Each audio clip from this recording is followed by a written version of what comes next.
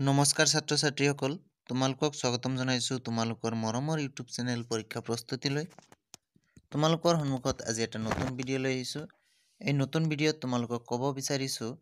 যি বিজ্ঞানৰ পৰীক্ষা হ'ব 2019 চনত এই পৰীক্ষাত যি চিত্ৰ আহিব আৰু সেই চিত্ৰবোৰ কোনবোৰ কমন চিত্ৰ হয় আৰু কোনটো পঢ়িলে তোমালোকৰ 19 চনত যি পৰীক্ষা হ'ব অৰ্থাৎ 14 তাৰিখৰ পৰা যি পৰীক্ষা ষ্টাৰ্ট হ'ব তাৰ কাৰণে কমন পৰিব আৰু যদি সেই চিত্ৰবোৰ এতিয়াও চোৱা নাই সেইবোৰ চাইহে তোমালোকে পৰীক্ষাত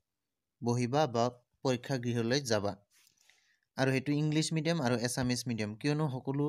ছাত্ৰ ছাত্ৰীয়ে প্ৰায় 10-12 জন ছাত্ৰ ছাত্ৰীয়ে মোৰ তাত ফোন কৰি যি চিত্ৰ আছে তাৰ কথা সুধিছিল আৰু ইংলিশ মিডিয়াম আৰু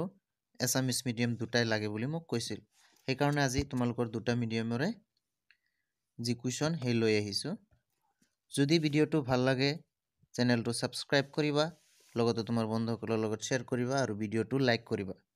বলা কুৱেশ্যনবোৰ চাই লওঁ তোমালোকৰ সন্মুখত যেটো মোস্ট ইম্পৰ্টেন্ট কুৱেশ্যন অৰ্থাৎ 2019 চনত মোৰ মতে এই পৰীক্ষা তোমালোকৰ 19 চনৰ পৰীক্ষাত আহিবই আৰু এটো মোস্ট ইম্পৰ্টেন্ট আৰু এই কুৱেশ্যনটো আহিলে তোমালোকে ভালকৈ ছবিটো আঁকি দিবা বুলি মোৰ আশা আৰু 3 মাৰ্কৰ কুৱেশ্যনটো থাকিব আৰু যেহেতু 2015 চনত 17 চনতো আহিছে আৰু 19 চনত তোমালোকৰো এই কুৱেশ্যনটো গ্যাৰান্টি আহি যাব কুৱেশ্যনটো হল এটি আদৰ্শ ফুলৰ দীৰ্ঘছেদৰ চিহ্নিত চিত্ৰ আঁকা এটা ফুলৰ চিত্ৰ আঁকিব লাগে যেটো তোমালোকে তোমালোকৰ 8 নম্বৰ যি পাৰ্ট আছে হে 8 নম্বৰ পাৰ্টত পাবা যি চেপ্টাৰ আছে 8 নম্বৰ চেপ্টাৰ সেই চেপ্টাৰত পাবা জীৱই কেনেকৈ বংশ বিস্তাৰ কৰে ইংলিশ মিডিয়াম কুৱেশ্যনটো হল Draw a level diagram of longitudinal section of an ideal flower.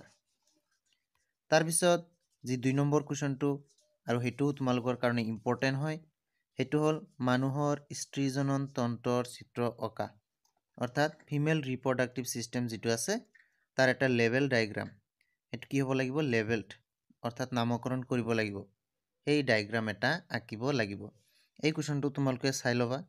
ইয়াৰ উপৰিও আন দুটামান তোমালোকে চিত্ৰ যেনেকৈ হৃদযন্ত্ৰ যেটো মানুহৰ হাৰ্ট বুলি কয় এই হাৰ্টৰ চিত্ৰটো চাই যাবা লগতে যি ৰেচন তন্ত্ৰ আছে